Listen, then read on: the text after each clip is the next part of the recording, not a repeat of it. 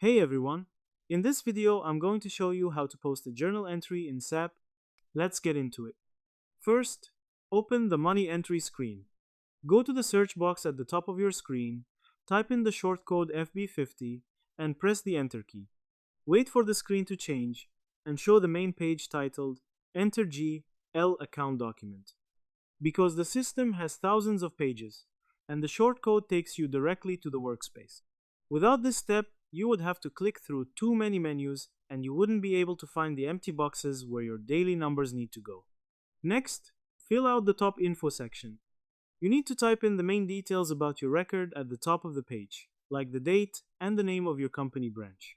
Move your mouse to the top boxes and type in today's date, your branch code number, and the type of cash you are using.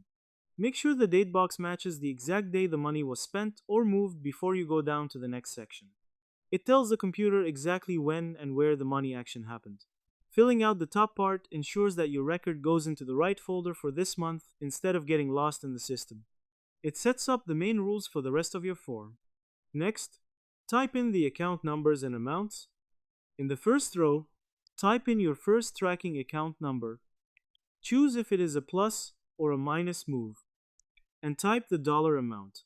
Move to the second row and do the exact same thing with your second account number, making sure the total money numbers match, because it shows where the money came from and where it went. The system works like a balance scale, so you must always have at least two rows that equal each other out. It is the key step to getting the right output, so your financial books stay perfectly balanced. And that's it.